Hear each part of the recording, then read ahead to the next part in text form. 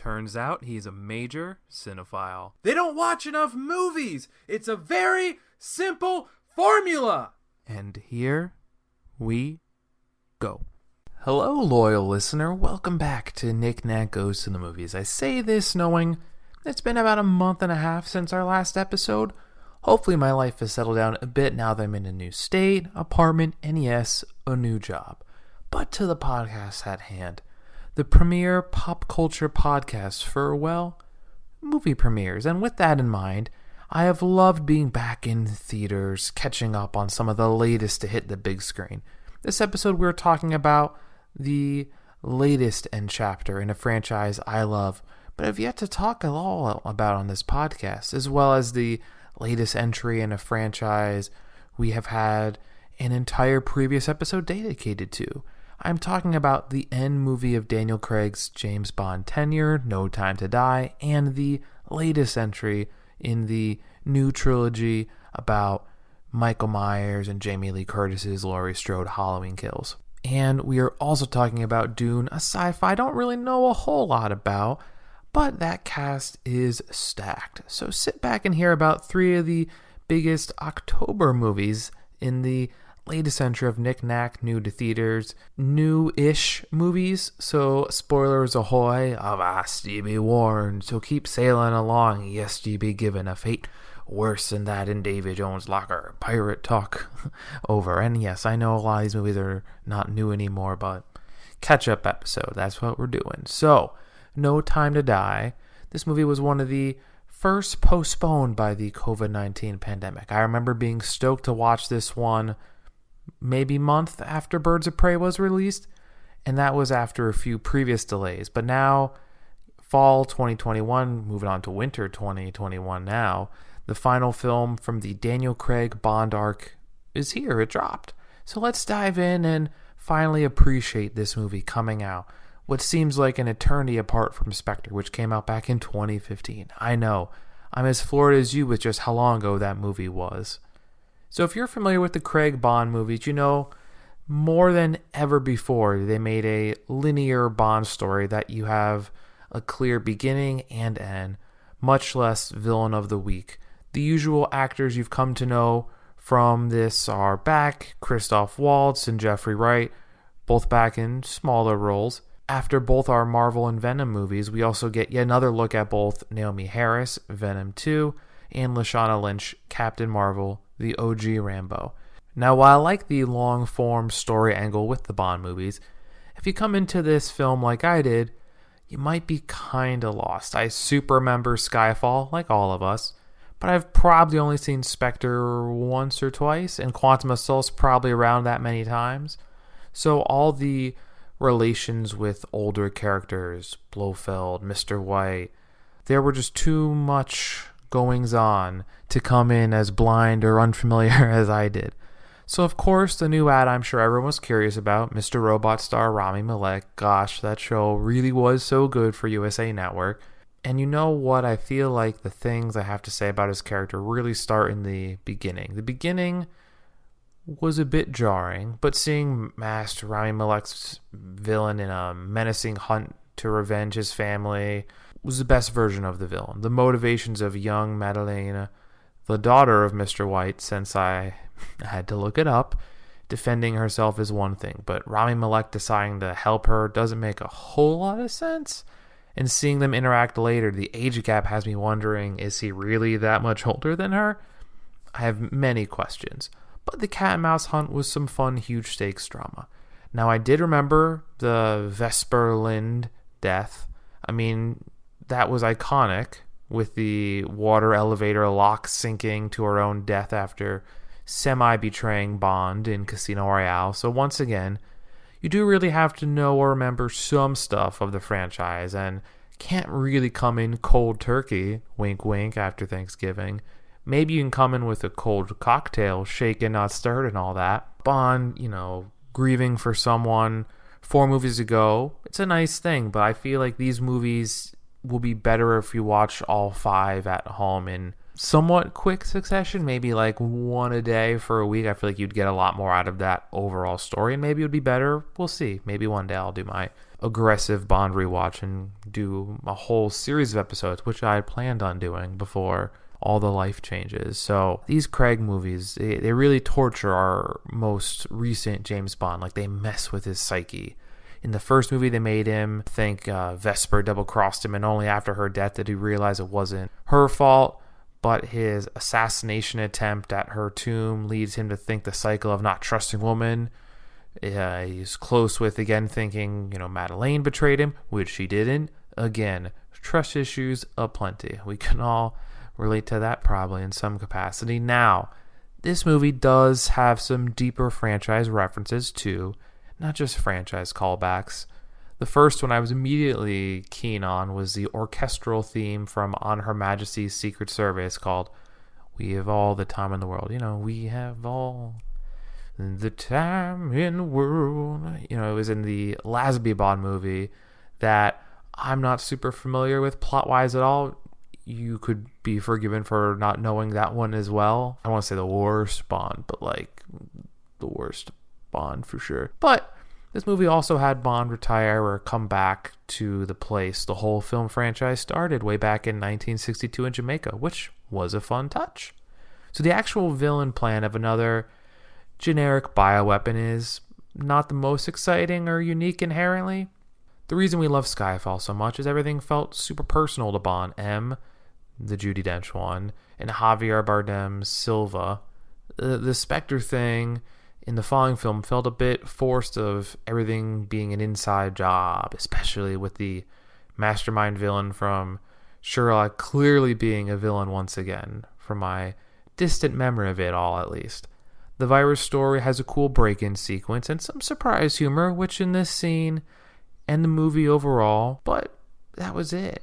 And while I love Jeffrey Wright in this, the eventual reason Bond gets involved in seemingly just to spite MI6, I guess. Now, there was a clear Spectre setup moment that felt super similar to what we had come to expect with that movie's tone. But the flip of the deadly mist for Bond, instead wiping out the entire Spectre organization, was a fun reversal. The didn't see that coming moments in the movie, for sure something I gotta give them props for. I think the moment this movie really made me think, oh shoot, this got real, was when they killed Felix. I mean, the character has been played by a silly amount of actors, and while he never died, David Hedison's version in License to Kill did lose a leg to a shark attack.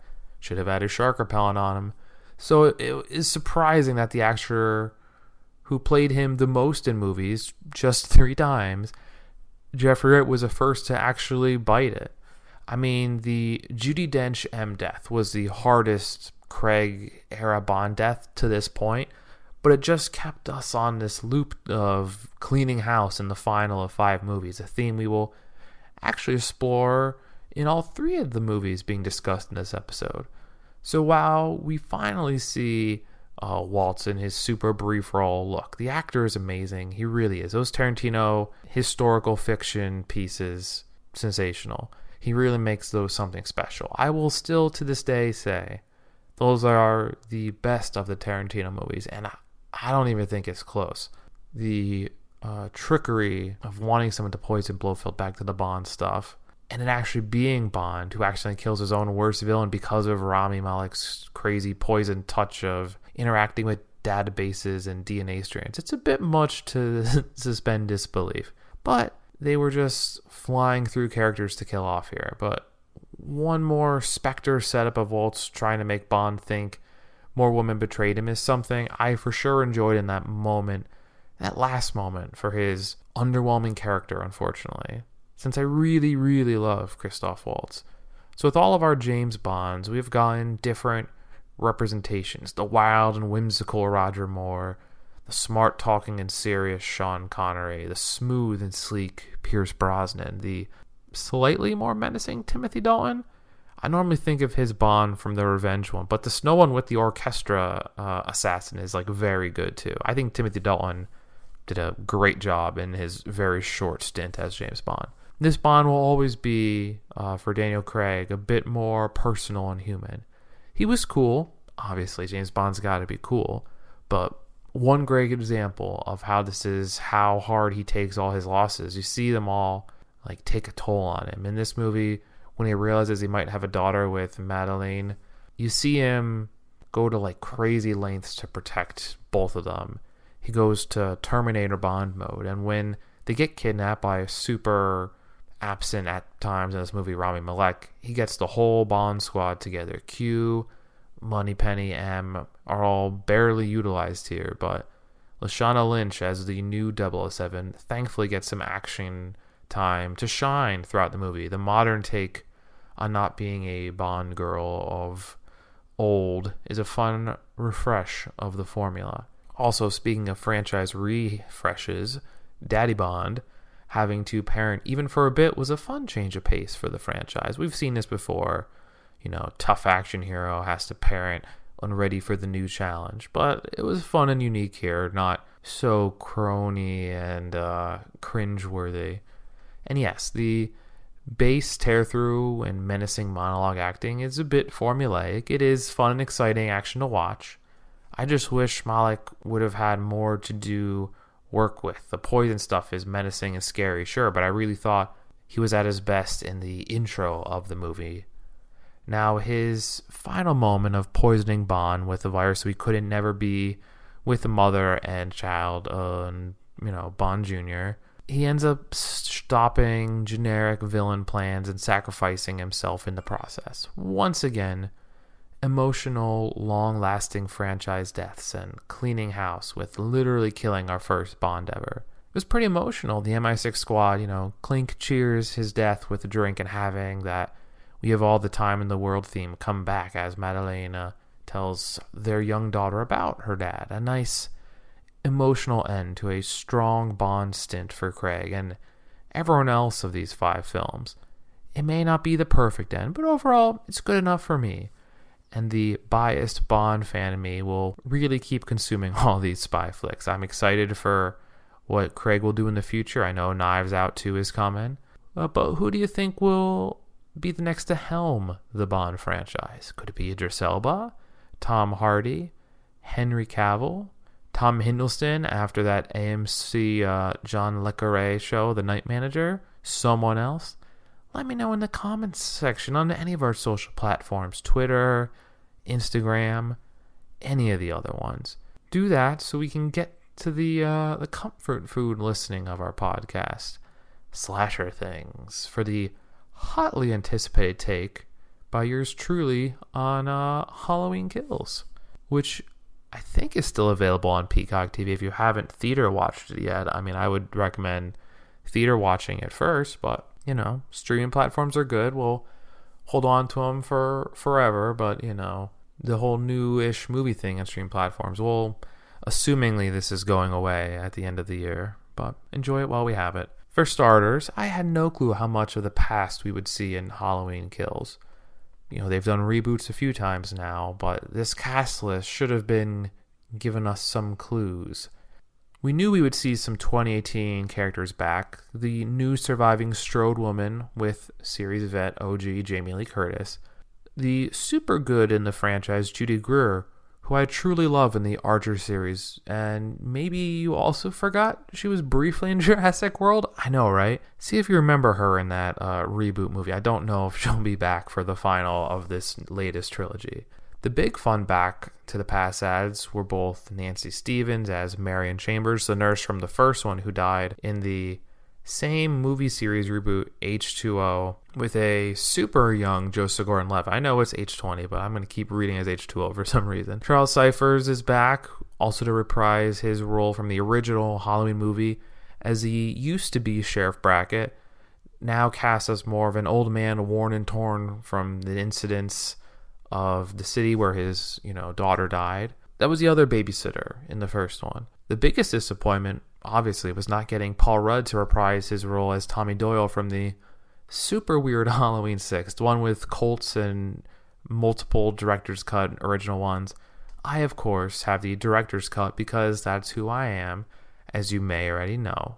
It's the one that gives Jamie Lloyd a little more to do. She's killed off pretty quickly after trying to make her thing in 4, which is okay, and 5, which is downright terrible. Not the worst Halloween movie, as y'all know from my list, which is still on Letterboxd, but I'm not a fan of 5. So, what was Paul Rudd doing instead?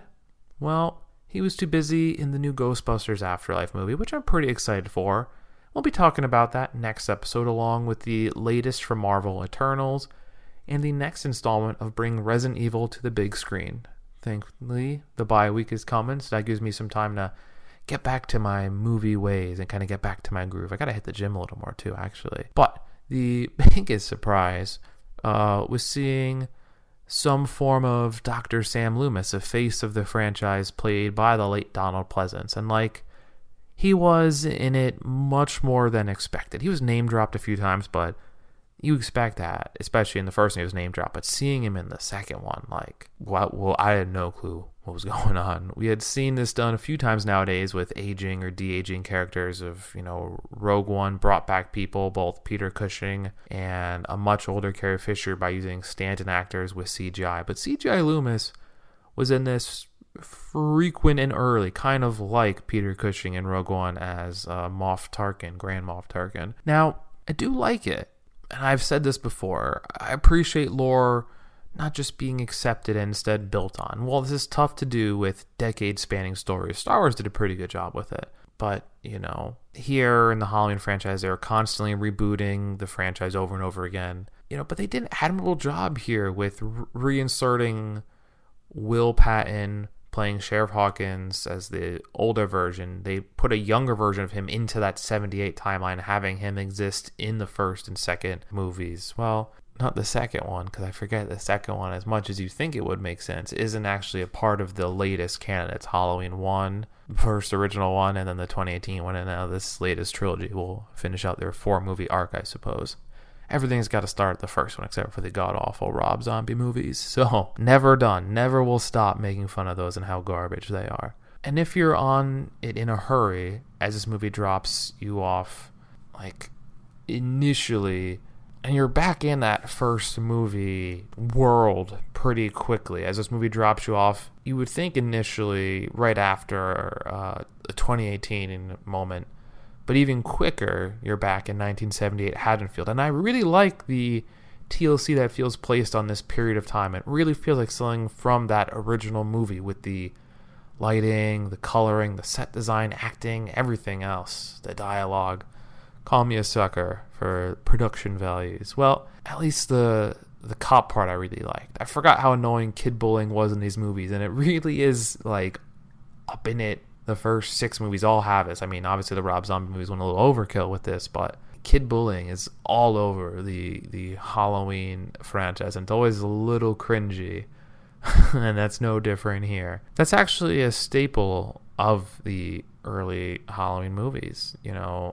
Their weird attempt to make Jamie Lloyd a thing had tons of kid bullying in those weirder 4, 5, and 6 Halloween movies, but they pretty much made a new kid up to survive the olden times period to add a very useless adult character in the modern time. We will get to the odd balance of this movie overall, but for the most part, I did like the period piece part, especially giving Will Patton of 2004 John Travolta, Thomas Jane Punisher fame something to fight and hate Michael for even more. I will watch all of these and their diverging timelines, excluding the Rob Zombie ones and Season of the Witch. I don't own those 3. I'm fine without that. You can't watch these and it all makes sense. In one watch through, it's just, the timelines are jarring. But I like them all for what they are, and in this movie, I did enjoy the CGI Loomis moments. I was pretty about this in theaters at the first, true slasher to see in theaters. I don't count the last 2 Purge movies. They're really in a league of their own, for better or worse. Now, we will never know what Tommy was supposed to be in any continuation, or only real look at a, barely explored kid. The only real look at this guy was the Paul Rudd version. And like Nancy Stevens or Charles Cyphers, this is what we have in the franchise. An angry, balding, bat-toting Tommy Doyle just somehow missed the mark of, the brief character exploration we had seen from the character. They just made a character up with the same name as far as I'm concerned. Gosh, if this hadn't been, Ghostbusters Afterlife time, which I really am excited for, it could have been Paul Rudd. And that movie better be good with Paul Rudd. I've heard good things, but it better be good for what I would have think Paul Rudd would have brought to this role, and it just being better and not that. He would have looked the same, because he's an ageless wonder after all. Now, it takes a good chunk of time to get to the surviving Strode woman. You would think the movie would drop us right off here instead of bopping around the past. I mean, the first teaser trailer was them in the back of the truck right after the whole burning house thing. But they had to find a way to set things up simultaneously as other things were happening in the first movie. And here's where things got, I would say, really good. Yes, the trailers showed it off, but seeing Michael rampage through an entire fire department with axes and saws was something I didn't realize I needed. It was like, shooting myself in the movie theater behind my mask. Simply glorious. The visuals and actors and the fight choreography and gore were sensational. I didn't go into Halloween thinking Pam Grier would be an MVP. But her journey from the first and second films, with her development and aggressive amounts of trauma from both her upbringing and the events of the first two movies, it was easily one of my favorite parts of the latest iteration of Haddonfield Halloween horror. The trauma exploration, it's my go-to. One of the many reasons the end of this film left me conflicted and a bit shocked. So, this first movie is littered with Michael rampage moments against super random people, pretty much just a beeline to his old home is seemingly the entire plot. This film has 34 character deaths total, which seems high, but somehow feels low after watching the movie. If nothing else, this movie got Michael down pat with his menacing way of just existing and killing folks and his depravity of, in creative ways, doing such. This movie absolutely takes some weird tangents with the Big and Little John character, as well as the random other non-Michael patient. Let's remember, most of these movies aren't amazing. I think 3 are pretty good. Not 3, I think 3 films are pretty good, because 3 would be Season of the Witch. I will watch most of them and enjoy them, but I gotta mention the parts of this one and the franchise as a whole that just aren't very good. Now, this movie does one more wild and out thing that the rest of the franchise never did, and made the whole town alive and brimming with people and anger.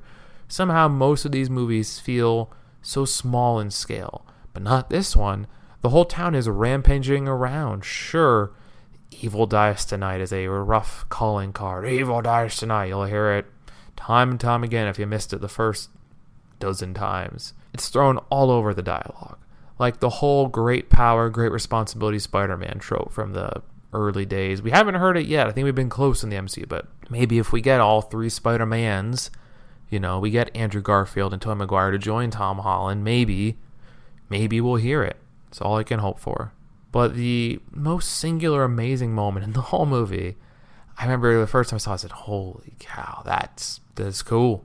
It had Michael kicking a car door that hits someone just as they are shooting, and they end up shooting themselves. I mean, that made the scene whoever made it was so smooth and nonchalant, and yet something like this would feel right at home in a John Wick movie, for sure. Gosh, I can't wait for my Keanu Lawrence Fishburne. I'm going to get half of that in the new Matrix, but I'll have to wait for John Wick 4 to get those two together again, apparently. The amount of misinformation spread in this movie, I'm sure there's some poignant reference like the Purge movies would do, but with nobody knowing what is going on and just romping around their town, lighting things on fire, it's just crazy here as this movie goes. Kind of like the Purge movies, actually. I do kind of wish there was a little more direction in this movie, but if I turn my brain off for a bit, watch this, I actually think this is a really fun watch. The exact way people describe every Fast and Furious past the first one, which people forget was actually pretty good, even if Ludacris was not involved yet, sadly. So the hospital mob self-killing of a random not Michael guy is something that makes you feel bad, and everyone else with this whole mob mentality. Things come at you a mile a minute in this movie, but what doesn't happen is a ton of Laurie Strode doing things. I mean, she randomly needs some doctor in the balls for seemingly not doing a whole lot, which I'm pretty about from a hilarity standpoint, but you gotta imagine she's gonna have rightfully a larger role in the next film along with the remaining few survivors. It's a small list now, I'm pretty sure. Allegedly that new movie is going to take place way in the past and maybe do something with the COVID pandemic. I don't know how they're going to do it, but I don't know. I'm a little hesitant on this last one. I'm going to watch it, obviously, and hope for the best, but all those early rumors are a little concerning. But why are there so few people left from the second movie to the third movie? Well, Lonnie, the made-up kid from the kid bullying scene, goes into the Myers house solo. Went hilariously as well as expected. Made-up Lonnie was a waste of time for this movie, but another random guy to kill off. I may not like what they did with Tommy Doyle, but at least he has some form of a true personality. The house pre-ending is pretty interesting, if not for the aggressive end to previously douchey Cameron, the guy who was a total lame-o to Allison, our new final girl or soon-to-be. There was a deleted scene of why he wasn't there, but I guess it doesn't make sense now with how he started off the second movie pretty much. But, seeing Cameron get rocked by Michael was something to behold. This movie nailed the Michael Myers, vengeful nature of gore. Cameron getting repeatedly mounted on a stair banister was something to behold while Allison watched as he clung to life. That moment alone was, amazing. But not to be outdone, the end of this movie, or both ends, were just strong. Judy Greer pitchforking Michael into a trap by taking his mask and having him get taken to a massive mob who seemingly wrecks his ish up badly. The turn of fate is awesome. There's a good quote from Sheriff Brackett about everyone needs a good scare, and that moment's great when you know what happened in the first movie. Tommy Doyle and more Cam to take him out, and I love the twist. He puts on his mask and seemingly, gets killed, but he's ready to mess some stuff up. But if we learned anything from the Jamie Kennedy Scream 3 Randy speech, this isn't the third one, but treat it as it is. Basically, in the third one, you gotta cryogenically freeze his head, decapitate him, or blow him up. And they surely did not do that. They needed to, super duper kill him, and after all this time, they just didn't do that for some reason. And therein lies the issue of this movie. Michael got up eventually and actually destroyed the entire mob after seemingly being dead, like he always does. But this time, it's almost unbelievable. But they have part 3 lined up, which I'm pretty sure it's called A Halloween End. So, maybe that will be the end of Michael. And we'll see Michael die just like we saw James Bond die for realsies. I mean, that has to happen. And, now that third one has to happen, guess Tommy's not making it to the sequel, and he had to die too. But the true crazy moment, this magical window that everyone is fascinated with and wants to see through, the way Michael did. For some reason, Judy Greer just has to go up there, and beyond belief, with all things considered, with her daughter seeing her from the entryway of the house, we got one final scare of Michael coming up right behind her and seemingly killing the most interesting character of the new trilogy, who's not Jamie Lee Curtis. I mean, I guess they said, maybe Judy Greer's not dead, but, she got stabbed a few times, so I feel like she's pretty dead, at least. And lastly, this movie's saying Michael isn't actually obsessed with the Strode family. Specifically, Laurie is something I don't actually love at all. I don't need them to be siblings or anything else, or lovers, but come on, there has to be some confrontation. The whole reason Halloween is as close to Friday the 13th as it is the whole franchise, and it probably will end up being better, especially with how we haven't had a new entry in that franchise in ages, and the last one wasn't stellar. It's because there's a true connection at times between recurring Final Girl or Donald Pleasance. I'm excited to see how this ends, but overall, I enjoyed my time with the sophomore Halloween new trilogy. Not nearly as much as the first one, but turning off my brain, I enjoyed it. And yes, since we did a list of ranking episodes of the Halloween franchise already, where does Halloween Kills sit? Well, we will get to a Letterboxd stars rating shortly. We got one more movie to talk about, but for overall placement, I actually have it all the way at 4th, which sounds crazy. Thinking about it, it sounds crazy. Right under H20, but above Halloween 2, and that might seem outrageous, but 2 was a bit too small scale for me and for my liking. Halloween Kills might have a bunch going on and made a bold claim about the relationship between Michael and Laurie, but I got a really enjoyable kick out of seeing a fully realized and lived-in town of Haddonfield. If you want to check out the full Halloween franchise list, including a change from my previous look at the franchise, take a gander at my profile on Letterboxd. But before you get to the social supreme movie website, let's check out the newest sci-fi epic Dune to round out the new to theaters trilogy. Okay, so you can't stream the new Dune on HBO Max anymore. Heartbreaking. The original is there, but for some reason, this isn't nearly as exciting as a prospect. I have not seen the original movie attempt. There's apparently a mini-series. I have not read the book. Really, I just wanted to watch one final movie in Amherst before the big move to Green Bay. And with the last few days before the Penske packing commenced, I figured, why not watch the latest big-budget, expansive sci-fi movie? I was going to watch it on streaming, but this big epic, they were right, should be viewed at least once in theaters. So I made my way to Cinemark one final time, strapped in for a 2.5-hour cinematic experience, and away I went. When I first looked at this movie, it didn't immediately draw me in by the plot, but the cast sure did.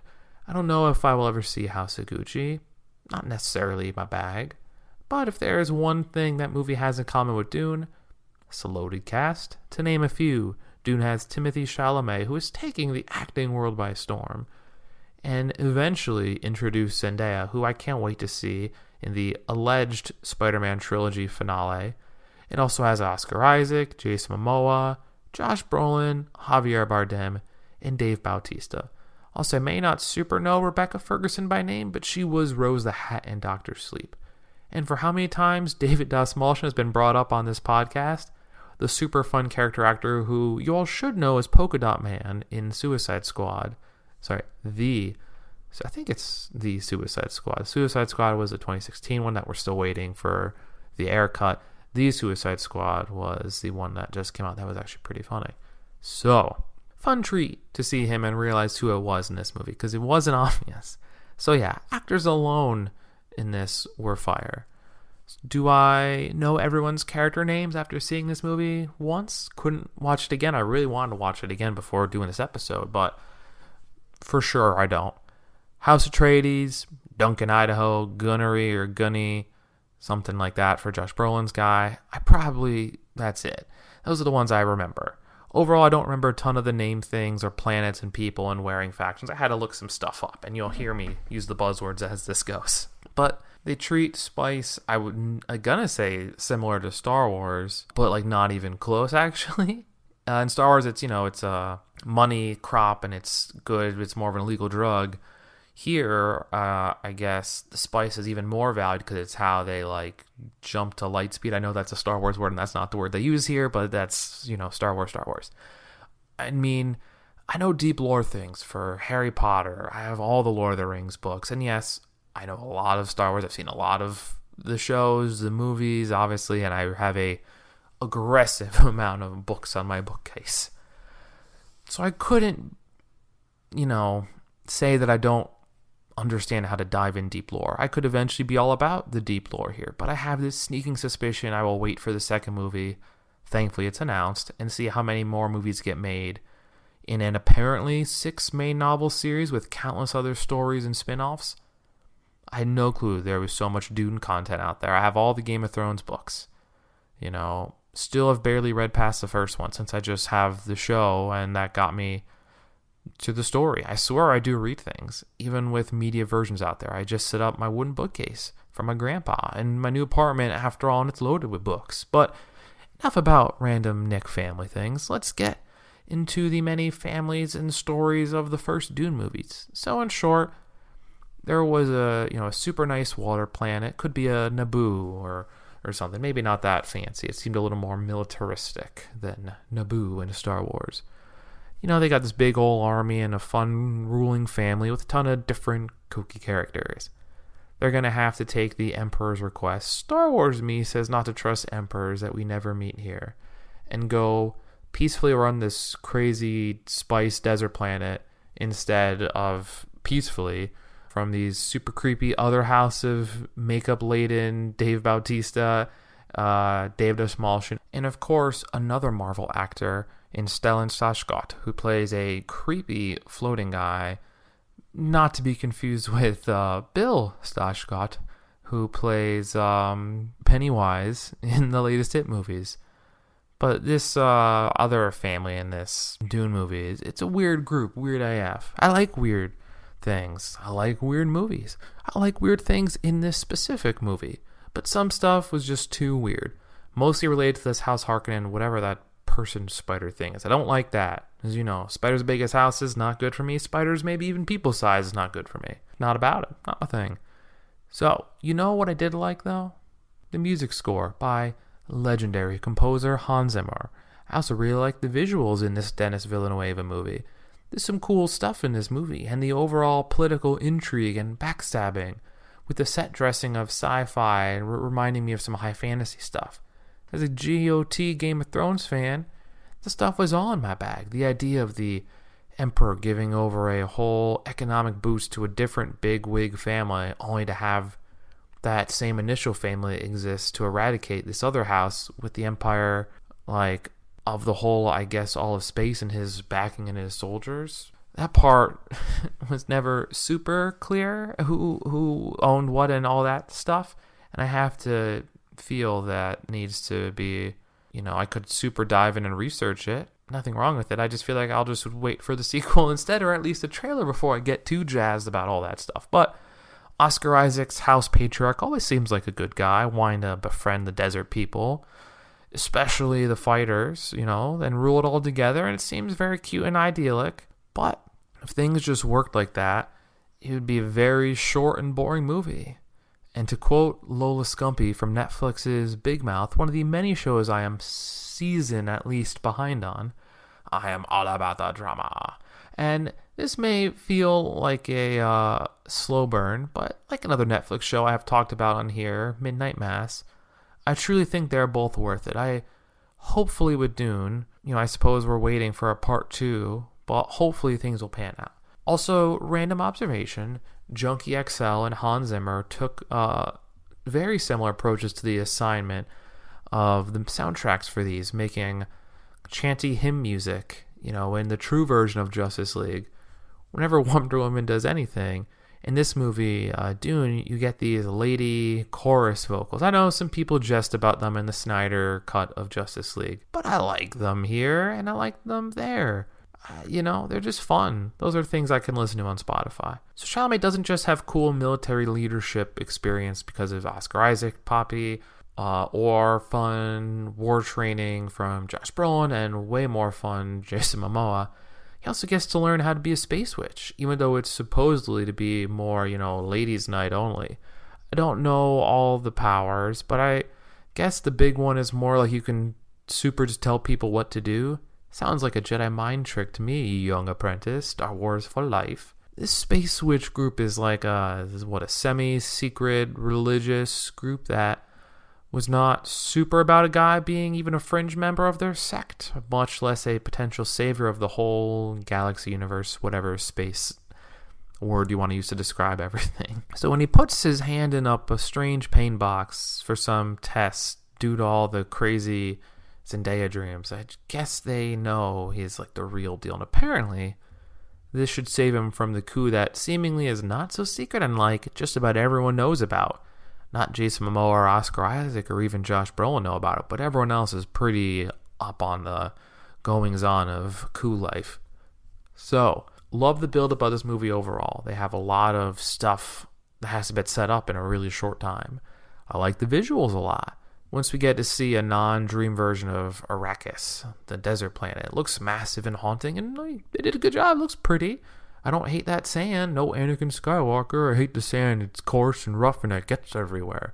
But you're not like sand, and that's why I love you. Oh, what writing. Brings a tear to your eye every time. See, I can say not so amazing things about Star Wars as much as I love Star Wars. But in this movie, I do get a bit slowed down at times, trying to figure out the spice mining process and things with the sandworms and the weird walking they have to do. Pretty much being left nothing to do to make all this spice stuff. It seems like a doozy, little no government help. I can't mine that spice. I really feel like the government is so obviously doing nothing to help, and there feels like there's an issue. And we know that they aren't going to help and there's an issue, but it doesn't make anything less unsuspicious in this movie. The middle portion of this movie really kind of slows down. There are some trippy dream sequences, big old sandworms, and there's some budding friendships with House Atreides, and the local Furman. There is some neat info to dive into, but at the end of the day, the real moment we were all waiting for is the Game of Thrones, like red wedding, purple wedding, whatever wedding you want to talk about, political coup. Almost a full extinction level event, similar to the House Stark season 1 and 2 moments. I was all about this, the betrayals, the battles. The personal shield bubbles things were a bit tough to make sense of, and not as cool as, like, I don't know, Star Wars lightsabers and stuff. Sorry. I hope that's the last Star Wars reference, but can't promise it. Overall, seeing everyone and everything fall apart, I was all about it. I mean, dark and depressing Nick on the scene. Not great for Oscar Isaac in this movie, who I was all about, especially if the whole betrayal thing was all a farce that didn't even matter. But having Oscar Isaac try and get everyone with the old poison in the teeth trick, at least that was something. Not sure why I had to be naked for this, but still a fun final hurrah moment. I do love seeing Jason Momoa make it out because, no one can stop him, obviously. We never see what happens to Brolin, but assumedly he'll be back in the sequel. I think there's some space worm riding, maybe. It's like the only thing I really know about the sequel is I think he's back into space worm riding. I mean, we also get to see some nice Chalamet and his mom. They got to do the voice thing and have an action-packed moment with that, and that's good. He has to learn how to use it so he can use it and be really good at voice speaking to people later on. Assuming the voice space witch cult will have more to do here, as opposed to this movie, which had more moderate moments of existing. So obviously the spice stuff goes right back to the other bad guy family. There's not a lot of gray morality here. I mean, I guess there is a fair amount of morality, gray hero type characters, but the villains are obviously villains. Things seem like they will get better at this point. Maybe they'll start like an underground resistance, and Jason Momoa knows all the Furman because he went there early, so that'll be something cool. And Game of Thrones stuff, I like it. So Jason Momoa, all about Aquaman, hanging out with Duncan Idaho, great name for a character. But I guess somehow things have to keep getting worse and worse and worse. And, he can't stop and save everybody. He takes a lot of people out and goes down like a boss. And, I forget what her name is, the Furman, government representative did something fun with that too. Kind of like, she lured some people away and started hitting the sand. And if you hit the sand, the big old sandworm's going to eat you up. Like that. But that was cool too. A big sandworm eat-up moment. And yeah, they have to do their dumb little sand walk eventually. But when we do finally see Zendaya, it's so close to the end. We do get some nice Javier Bardem too. This is a full moment of pure setup and teasing for the sequel. Thank goodness they got approved for that, because that was not the case. They weren't known they were going to have a second movie when they made this. But, it's great to see, we saw Paul have to get better at using his voice, and now we see him actually have to fight somebody after all the training he supposedly had from Brolin and Momoa. Character names, who needs them? Duncan Idaho, great name though. But when you got this many name brand actors, who needs them? And it was a fun movie overall. I like that Paul had to, kill a guy and, do some actual fighting and, something Zendaya, and that's the end, I think. Fun movie. Perfect? No. Fun, cool, and weird? Hell yes. I'm pretty excited for the sequel. I wish I could have rewatched on HBO Max, since it feels like ages since I've seen most of these movies, but we're back with an episode, and now let's get them Letterboxd ratings out there. I know you're rooting on them, so here's what I got. I might feel a little high to have Halloween Kills at 3.5 stars, but it was fun. I'm pissed about the Tommy Doyle stuff. I'm pissed about a few odds and ends in this movie, but it was a fun movie. And at the end of the day, movies are supposed to be fun. So at least some of them are. And this was a fun movie.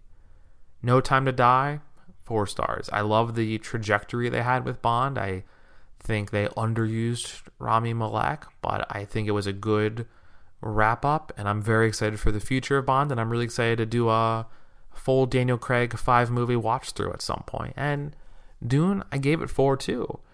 You could say, oh, Dune's so good and perfect, and Dune is very fun to watch, and it's very nice and pretty, and I like the story and the political stuff, and I like Jason Momoa, and all the actors are pretty good, but sometimes it does drag a little bit. And I like slow burns, I really do. Doesn't mean I need to give every art film, I don't think Dune is an art film probably, but doesn't mean I need to give every film that's supposed to be for the cinema a 5. I like what I like, and I like Dune, and just 4 stars of what it is. Those are the latest Catchup films I've been meaning to get around to, from, yours truly, tackling some new at-the-time movies that were floating around theaters. All 3 of these I saw at the Amherst Cinemark before moving to Wisconsin to start a new sports video gig. And with it comes a new movie theater to which I'll be watching all of these glorious flicks in. So join me as I settle into some semblance of movie viewing and reviewing on this podcast. Next episode, hopefully next week, should be fine with the bye week. We will see if time permitting, this stays weekly or bi-weekly.